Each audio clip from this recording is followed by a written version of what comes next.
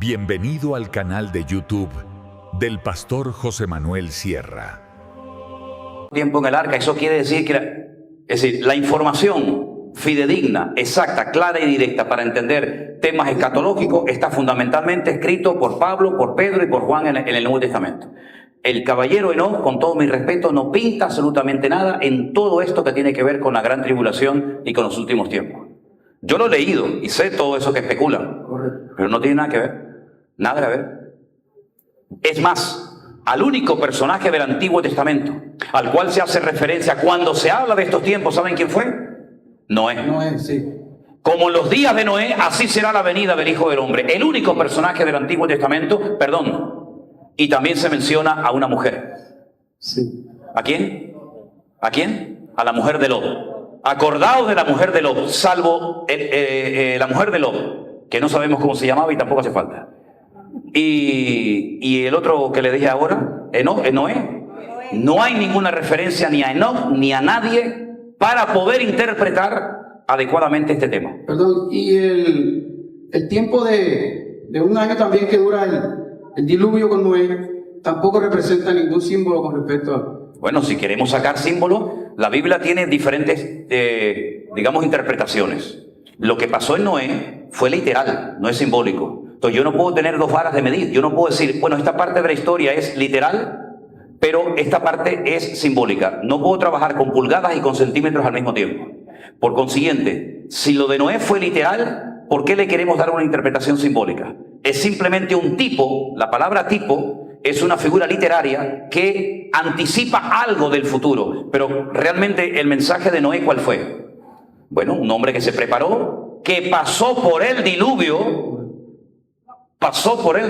pero Dios lo protegió sobrenaturalmente durante el tiempo del diluvio. Y cuando salió, vio un cielo y una tierra nueva, que es lo que le va a suceder a la iglesia, que siempre ha sido y será protegida sobrenaturalmente por la mano del Señor. Pero ir más allá de lo que puede representar o tipificar esta historia bíblica es querer rizar el rizo. ¿Me explico, hermano? Sí. Ok, Dios le bendiga, mi hermano. Gracias por su pregunta. Tiene que ir al micrófono, hermana. ¿Perdón? No, es que usted habla durito, pero los que están en casa no le van a oír. Entonces, porque lo estamos grabando, ¿sí? Es que por amor a los hermanos que están en casa, porque muchas veces nos dice, pastor, pero es que no hemos oído nada. Bueno, para eso pusimos eso. Dígame, hermana, abre el micro ahí. Dios le bendiga. Bueno, no sé, pastor, lo que usted nos acaba de explicar sobre varios datos para identificar más o menos cuál puede ser el anticristo. Usted nos dice que es una persona que intentará cambiar la ley. Pues como todo lo establecido por Dios, vemos que ya el Papa Francisco, la Biblia, lo que sabemos es que ya la va a modificar según, pues no. Y es una persona, hablando políticamente, súper poderosa, nos lo acaba de explicar. Entonces, pues le da uno como una somera idea que puede ser este personaje. El anticristo no puede ser nunca un papa, porque el papa no se dedica fundamentalmente a cuestiones políticas, aunque también ejerce cuestiones políticas, pero el anticristo es 100% político y al final se volverá contra todo lo que es objeto de culto. El papa o el papado, en todo caso, podría representar la línea del falso profeta, pero no la parte política que la lleva el anticristo. ¿Sí? Ahora, a lo largo de la historia, no solamente este papa. Por ejemplo, ¿por qué la Biblia de los católicos tiene más libros que la nuestra? ¿No se han preguntado nunca eso? Porque la gente nos dice, claro, es que ustedes le quitaron libros de la Biblia y por eso... No, es al revés, caballero.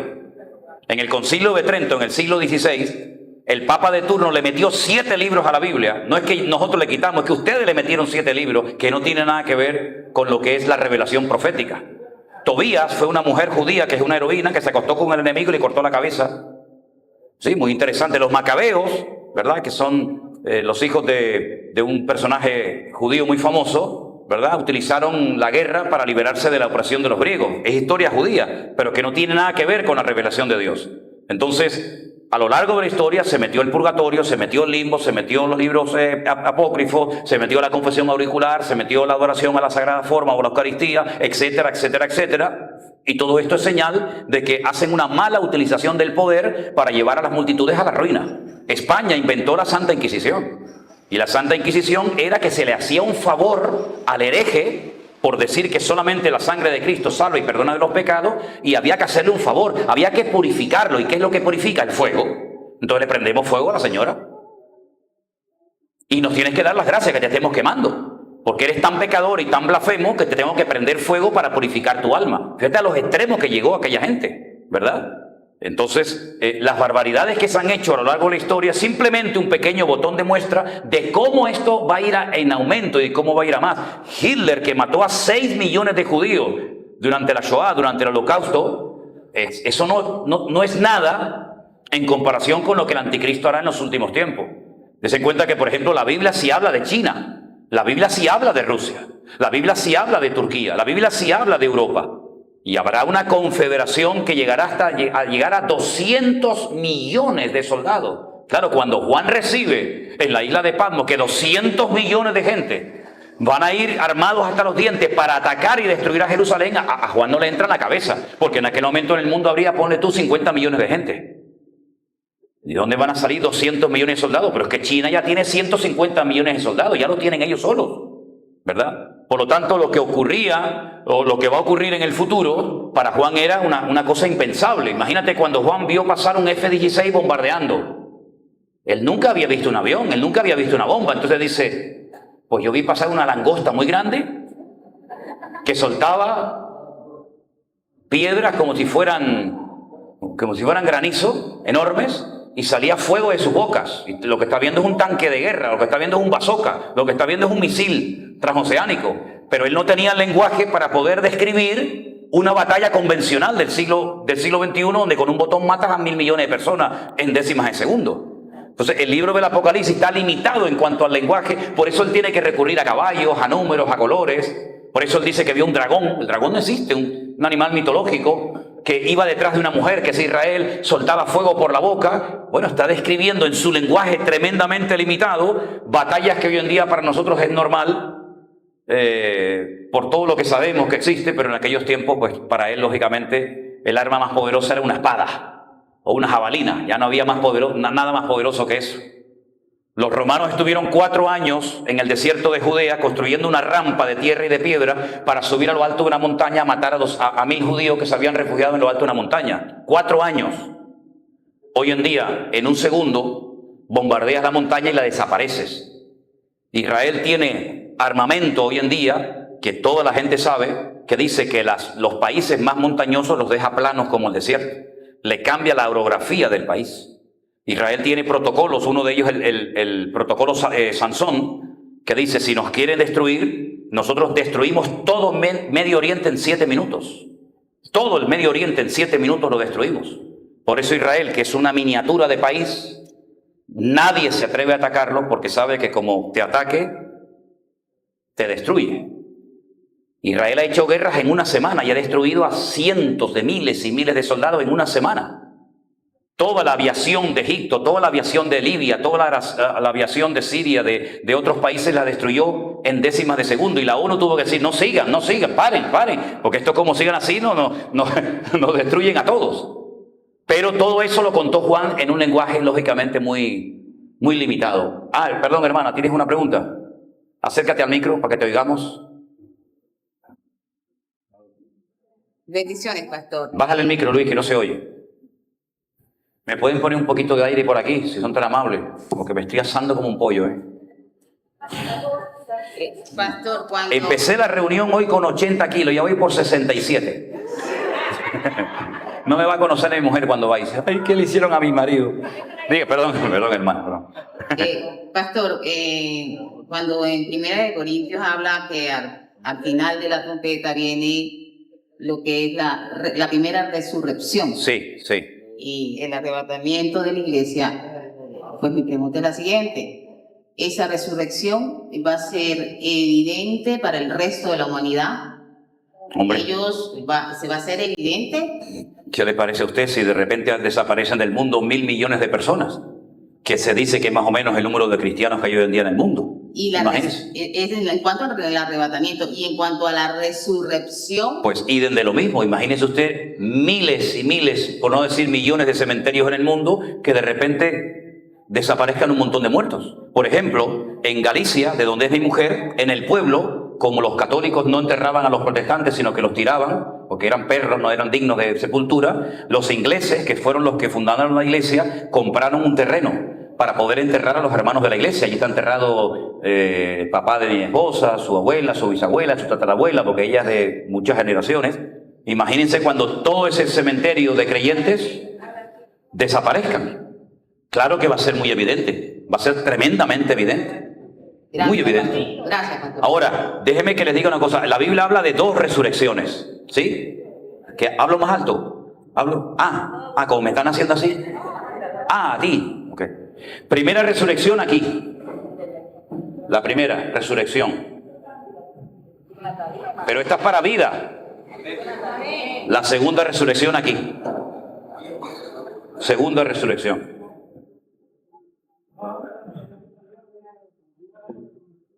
Esta es para vida, esta es para muerte.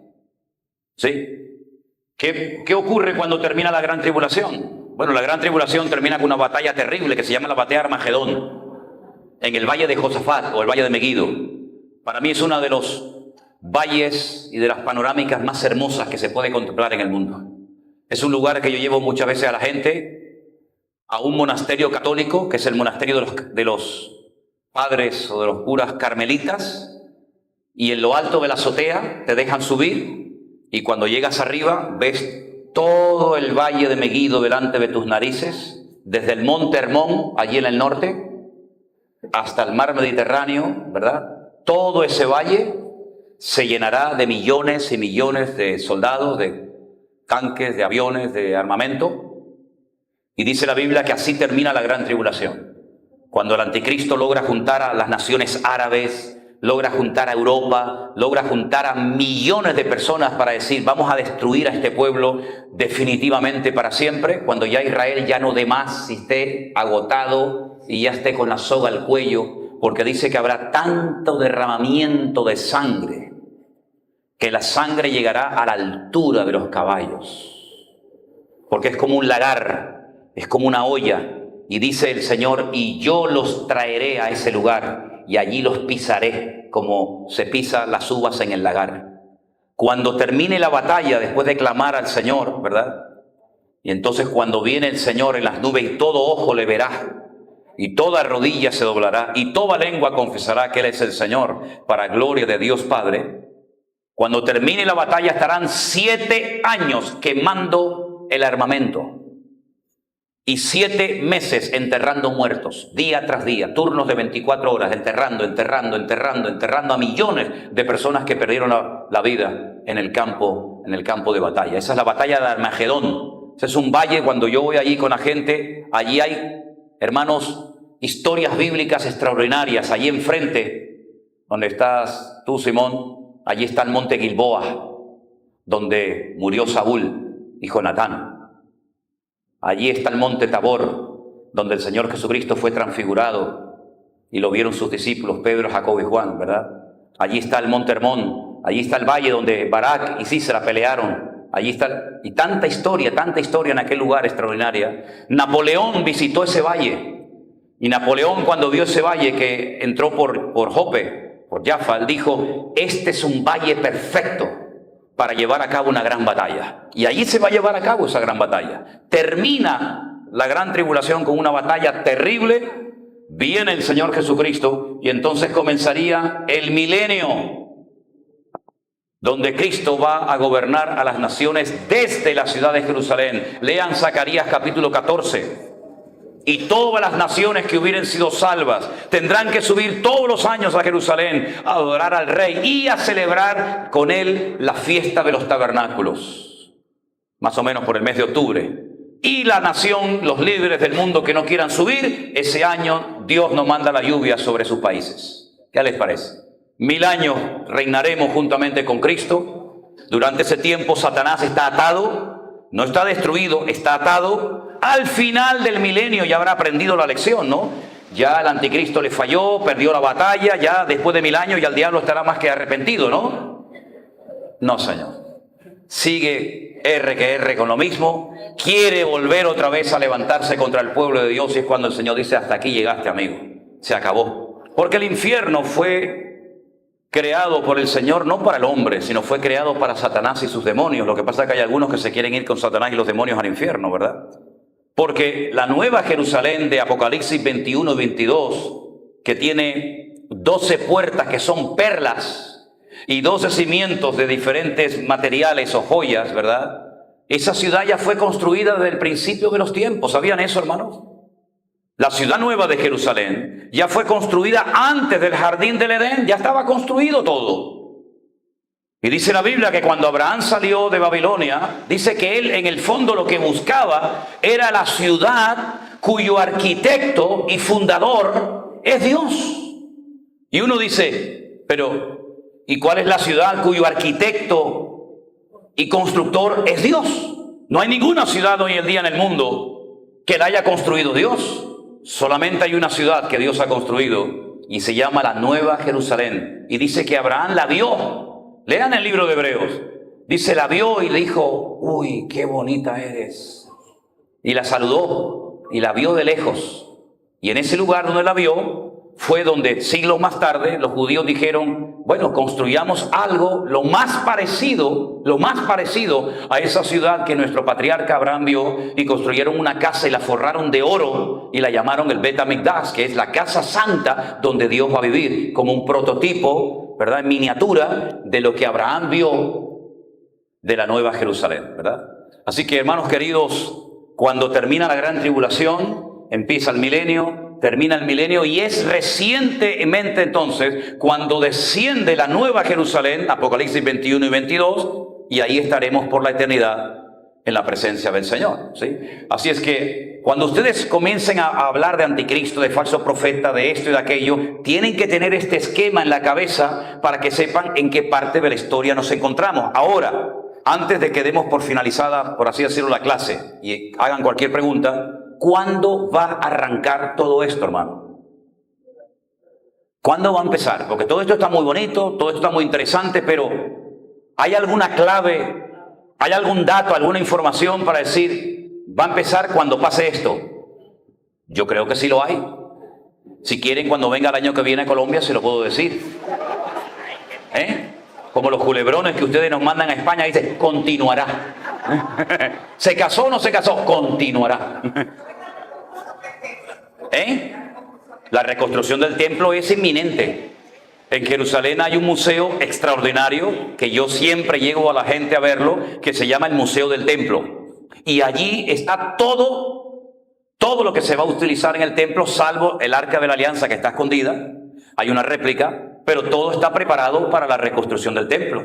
Los instrumentos musicales, la menorá, que es el candelabro de 7 brazos, que es así de alto, es enorme. Tengo por ahí fotografías de oro, todo de oro de arriba abajo, 1500 kilos de oro, imagínense lo que vale eso, ¿verdad? El altar, las ropas, hay unos instrumentos hermosos, unas trompetas enormes de plata, todo está preparado. Las piedras del templo son piedras ya cortadas, numeradas, porque en la construcción del templo no se podía ni se podrá hacer ruidos de martillos, de golpes, ¿no? Sino que hay que trabajar en silencio y se lleva todo preparado. Entonces las piedras que no se han podido utilizar para nada se llaman piedras kosher, piedras santas, y están enterradas, o sea, que están metidas debajo del Mar Muerto. Allí están sepultadas para que cuando llegue el momento se las saque, se las lleva a Jerusalén. Aquí va la piedra número 1, aquí va la 2, aquí va la 3, y de ahí viene aquello que dijeron, la piedra que desecharon los edificadores vino a ser la cabeza del ángulo, ¿verdad? Porque dijeron, esta piedra no encaja, y era la que cerraba la edificación, y al final esa piedra tipifica a Cristo, que dice, no sirve para nada, y al final dice, uy, ven para acá que tú eres el Señor, ¿no? Entonces todo está preparado. Incluso lo que más me ha llamado la atención, o una de las cosas que más me ha llamado la atención, es un arpa de madera de 22 cuerdas. El alfabeto hebreo tiene 22 letras. Aleph, Bet, Gimel, Daleth, Hei, Vav, Zayin, 22 letras. Entonces, si usted toca la cuerda 4, la 8, la 9 y la 10, usted está tocando la palabra aleluya. Si usted toca la cuerda 20, 18, 19 y 14, usted está diciendo bendito sea el Señor.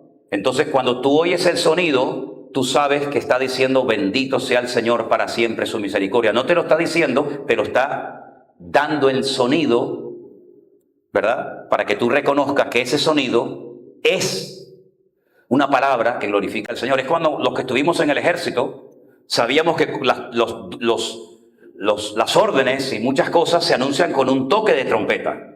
Cuando llegas al ejército no entiendes nada, te suena todo igual. Pero llega un momento que el oído lo tienes tan afinado que sabes que ahora es el momento de oración. Y ahora es el momento de dormir. Y ahora es el momento de levantarte. Y ahora es el momento de ir a la guerra. Y ahora es el momento de ir y coger la metralleta y prepararla y montarla y irte al campo de batalla. Si todo sea con trompetas, ¿verdad? Como en un barco, se da todo con un silbato. Con un silbato se dan las órdenes. Bueno, pues hay instrumentos que se tocan y tocan música bíblica. Bueno, pero esto es otro tema para otro día. Entonces, hay un punto de partida para la reconstrucción del templo y es lo que se llama en hebreo, aprendan esta frase, pará, adumá. Pará significa vaca en hebreo. Adumá es el color rojo. La vaca roja.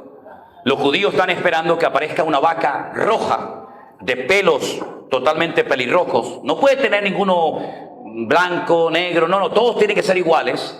Porque esa vaca, según el libro de Números, se tiene que poner sobre el altar, se tiene que sacrificar, se tiene que quemar y con las cenizas se tiene que purificar la explanada del templo para poder reconstruirlo, ¿vale? Como esa vaca no ha aparecido, todos están esperando a que aparezca y, bueno, yo qué sé, son esas cosas que nos suenan raras, pero es la pura realidad.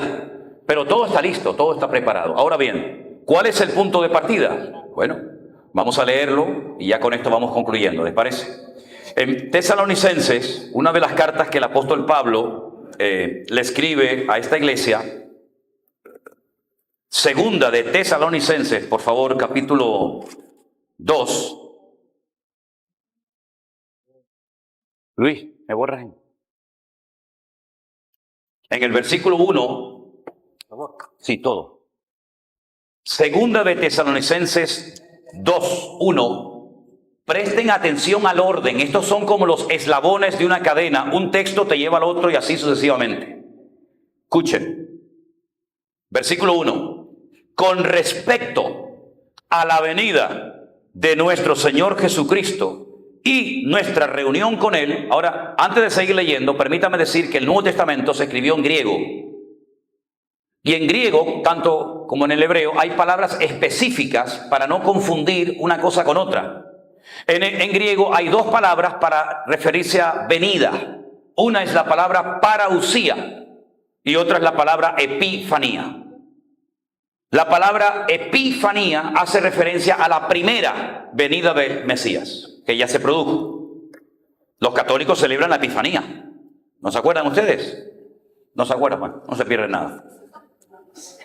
Y la segunda palabra es la palabra parausía.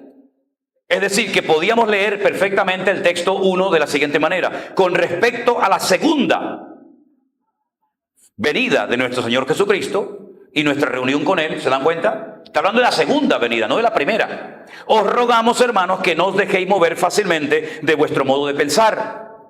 Ni os conturbéis, ni por espíritu, ni por palabra, ni por carta, como si fuera nuestra, en el sentido de que el día del Señor está cerca. Si esto lo dijo hace 2000 años, imagínense ahora.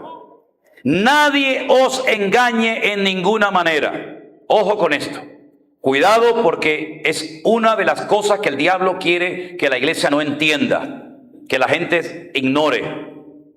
No vendrá, ¿quién? ¿De qué está hablando Pablo? De la venida del Señor, ¿sí o no? Bueno, pues no va a venir. Aquí está más claro que el agua. El Señor tiene que venir, pero no va a venir hasta que venga la apostasía y se manifieste el hombre de pecado, el hijo de perdición. Entonces, ¿qué es la apostasía y quién es el hijo de pecado o el hijo de perdición? Porque si no va a venir el Señor hasta que estas dos cosas ocurran, yo necesito saber de qué se trata este tema. La apostasía es la anarquía, el desorden, la pérdida de valores. Todo vale. Ahora lo malo es bueno, lo bueno es malo, lo blanco es negro, los dulces salados. Ya estamos viviendo en esos tiempos, ¿sí o no?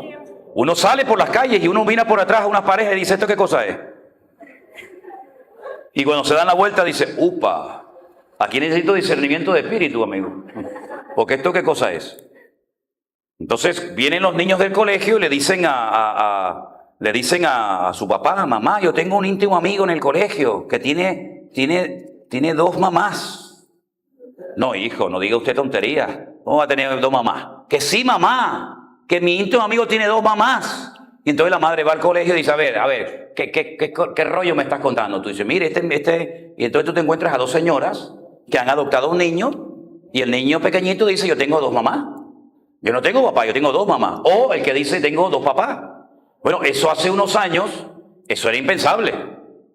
Eso era impensable. Pero es que hoy en día eso es normal. ¿Sí o no? Eso es normal. Bueno, hace poco salió en Europa un señor que dijo, tengo ganas de comerme a un hombre. Y lo publicó en internet. Entonces imagínense si el pastor Manolo Sierra pone mañana en el Facebook, hermano, tengo ganas de comerme a uno. Pero lo peor no es eso. Lo peor es que uno le contestó y le dijo, pues aquí estoy yo, cómeme. Pero vamos a ver, ¿usted me está hablando en serio? Sí, le estoy hablando en serio. Y el tipo fue y le cortó un brazo y se lo comió. Bueno, hasta esos extremos hemos llegado. Hasta esos extremos hemos llegado.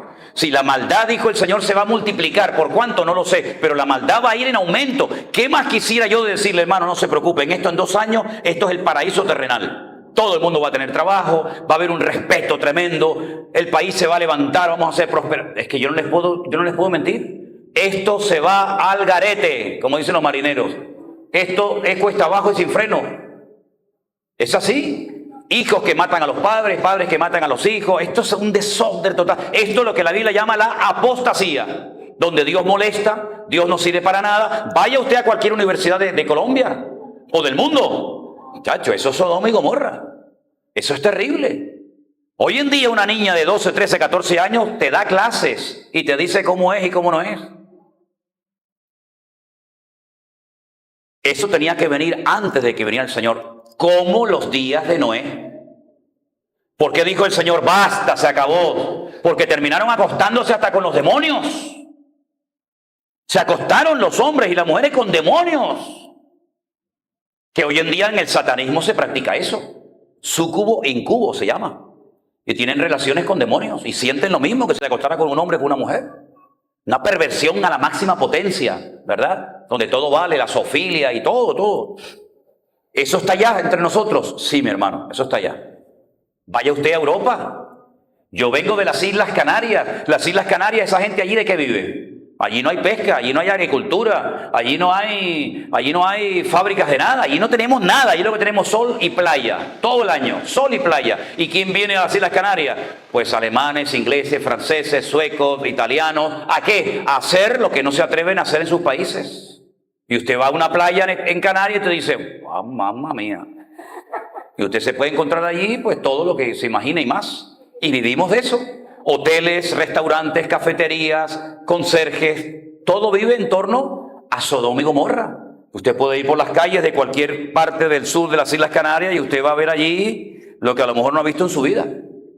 Ya está entre nosotros la apostasía. En las iglesias nunca ha habido tanta descomposición moral y espiritual en las iglesias cristianas como hoy en día. Vaya iglesia, este se casó, el otro se divorció, el otro se arrimó a este, el pastor se casó con esta, ahora se casó con la jovencita del piano, no, pero ahora la del piano era la mujer del otro, no, pero es que la mujer del otro resulta que entra la trompetista, pero esto es un relajo, esto es un relajo, este hombre es pastor, hemos acostado con 3 o 4 muchachas, ha tenido relaciones con esta, y este hombre es pastor, este hombre es para meterlo en la cárcel 30 años, en Alcatraz, y tirar la llave al agua, y eso es normal hoy en día. Pastores que se llevan la plata de la gente, y una inmoralidad, divorcios, separaciones, gente que predica, que tú dices, pero usted ¿cómo se puede llamar pastor y siervo de Dios cuando usted le debe plata a toda la ciudad, cuando usted es un ladrón, cuando usted es un corrupto? Cuando eso existe hoy en día. Todo eso, hermano, no nos tiene que desanimar, sino decir, Dios mío, yo sé que tú vienes pronto. Porque esta es una de las señales. Pero la segunda, que la hemos leído, y se manifieste el hombre de pecado. O el hijo de perdición, es el mismo. Son los nombres que Pablo le da al anticristo. Lo llama hijo de pecado o hijo de perdición. El cual, escuche bien, se opone y se levanta contra todo lo que se llama Dios o es objeto de culto. Tanto que se sienta ¿dónde? En el templo de Dios. Y en aquellos tiempos, ¿cuál era el templo de Dios? El templo de Jerusalén. se sienta en el templo de Dios. Entonces, si hoy en día, pastor, no hay templo, sino que están los moros allá arriba, están los musulmanes con sus mezquitas, y dice aquí que este hombre, el hombre de pecado, el hijo de perdición, el anticristo, se va a sentar en el templo de Dios haciéndose pasar por Dios, entonces quiere decir que el templo va a ser reconstruido, pero no lo ve ahí. Más claro agua, mijo. ¿Cómo se va a sentar en un sitio que no existe? El templo va a ser reconstruido. Dice Pablo, ¿no se acordaban que yo les decía todo esto cuando estaba con ustedes? Entonces él comienza a dar una serie de información que yo quiero que ustedes la lean detenidamente en casa para que usted sepa en qué momento de la historia nos encontramos. Yo creo, y es una opinión ya personal, que este personaje, el anticristo, está vivo y está por ahí y todo se está preparando. Miren, Europa ha tenido las dos guerras más grandes de la historia de la humanidad. Primera Guerra Mundial, Segunda Guerra Mundial. Los franceses odiaban a los alemanes, los alemanes odiaban a esto, los otros. Hoy en día nos sentamos todos en la misma mesa. Tenemos una misma moneda. Yo me acuerdo cuando viajaba por Europa y usted llegaba a Italia y los italianos tenían unos billetes así, las liras. Usted cambiaba y tenía que llevarse un carro para llevarse todo aquello encima. Cuando ibas a Francia te daban el franco. Cuando ibas a Alemania te daban... Hoy en día una moneda para toda Europa. Una policía para toda Europa. Un ejército para toda Europa. Una sede central en Bruselas, donde vamos a abrir una iglesia recientemente y yo voy a estar ahí dentro de unas semanas en Bélgica, donde hay una máquina, una computadora que la llaman la bestia, que son edificios enteros, donde está el nombre, la dirección, el apellido, la cuenta bancaria, absolutamente todo de todos los habitantes, dicen de Europa, pero yo creo que hasta del mundo. Lo que se dice allí lo tiene que cumplir el español, el francés, el italiano, todo el mundo. ¿Se da cuenta? Ya no hay fronteras. En Europa no hay fronteras. Usted no tiene que llegar y decir, ay, el pasaporte se me olvidó. No, no. Usted puede ir con su coche desde Portugal hasta la otra punta de Europa. No hay fronteras. Eso era impensable hace unos años. Y lo que está diciendo Europa, lo que necesitamos es un gobierno fuerte. Que no diga uno blanco y uno negro, sino necesitamos a un líder mundial. Lo dijo recientemente el Papa. Yo estuve en Roma hace muy poco tiempo y se hizo un culto de oración donde estuvieron los diferentes líderes de las naciones, ¿verdad? Y este hombre dijo que lo que hace falta es un líder mundial, uno solo que nos gobierne a todos. Y nosotros sabemos que eso se va a dar. Y ese caballero se llama el anticristo, el hombre de pecado, el hijo de perdición, el cuerno pequeño, como lo llama Daniel, otro nombre que le da, ¿verdad? Y eso está próximo. Hasta que no se manifieste este personaje, el Señor dice, yo no vengo. Por eso les dije antes que hoy el Señor no va a venir, porque todavía esto no ha sucedido. Por eso tenemos que estar alerta, atentos, porque los tiempos se están acortando. ¿A usted no le da la sensación? Quiero preguntar esto en Colombia, porque esta sensación la tiene toda la gente en Europa, pero quiero saber si ustedes también sienten lo mismo. ¿A ustedes no les da la sensación, no tienen la sensación de que todo está pasando muy rápido? ¿Eh? Oiga, estamos hoy ¿qué día es hoy? ¿Eh? Sí, pero ¿qué número? 17 de septiembre. Pero es que yo me acuerdo que el otro día era febrero. Y el otro día era agosto. Y ya dentro de poco vamos a llegar otra vez a fin de año. Y usted dice, pero muchacho, ¿usted se ha mirado la edad que tiene? Si el otro día tú tenías 18 años, muchacho, y tenías granitos en la cara y ahora ya se te cae la panza por todos lados. Es que la vida pasa volando. Y es que los tiempos se están acortando. Pero ¿sabe lo que han descubierto? Que la Tierra se está acelerando. La Tierra tiene dos movimientos, traslación y rotación. Y ese movimiento sobre su propio eje se está acelerando. No va cada vez más despacito, no, cada vez va más rápido. Y el universo, nuestro barrio donde vivimos, se está moviendo, se está desplazando cada vez más rápido. Y por eso esa sensación de que cada vez todo ocurre más rápido, es una ley física, todo se acelera. Y dijo el Señor, y si aquellos días yo no los acorto, nadie sería salvo. ¿Y saben por qué? Porque Satanás, que no es, perdonen la expresión, no es un estúpido, sino fue un ser que el Señor cuando terminó de hacerlo, porque Satanás no es un ser eterno, Satanás es un ser creado. Cuando el Señor lo terminó, miren lo que dijo. No dijo eso ni de Adán. Dijo, el sello de la perfección. Acabado de hermosura. Le creó una vestidura de todo tipo de piedras preciosas. Y cuando creó a Adán lo dejó desnudo. ¿Qué le parece? Satanás habla todos los idiomas del mundo, entiende árabe, japonés, chino, holandés, español, todo. Sabe de filosofía, de química, de matemáticas, se sabe la Biblia de memoria. Es el sello de la perfección acabado en sabiduría. ¿Qué le parece? Un ser que el Señor dijo es perfecto, hasta que se halló en ti maldad y el Señor lo echó de su presencia. Él sabe, porque se mueve en el mundo espiritual. Él no está perdiendo el tiempo con la televisión, ni está ahí chateando con una muchacha de Colombia, contándole todas las cosas mientras la mujer la tiene dormida en la cama. Y le dice a la mujer, mi amor, vas a dormir, espérate un momentito. Y está hablando con una que no sabe de nada y está contando toda la vida, porque dice que la mujer no lo entiende. ¿Tú me entiendes? No me entiende, pero esta la entiende, esta le llama papito, cariño mío, ¿tú me entiendes? Entonces, el diablo no está en esas estupideces. El diablo se mueve en un mundo espiritual y sabe que le queda poco tiempo. Y en ese poco tiempo quiere llevar adelante todos los objetivos que no ha conseguido a lo largo de la historia, ni va a conseguir jamás. Y por eso el Señor tuvo que decir aquella palabra impresionante, que las puertas del Hades o del infierno no prevalecerán contra la iglesia. Porque Satanás te odia, mi hermano. Lo que daría el diablo por decir, tumbé a Manolo Sierra, lo tumbé. Lo que daría el Señor porque el caballero lo que daría el diablo porque se cerrara esta iglesia. Lo que daría al diablo por hacerte caer en pecado y volver a tus vicios antiguos. Él daría lo que fuera, porque para él eres un trofeo de guerra. Pero no le des el gusto. No le des lugar al diablo. Sino di, conmigo no vas a poder, porque mayor es el que está en mí que el que viene contra mí. Bendito sea Dios. Aleluya. Gloria a Dios.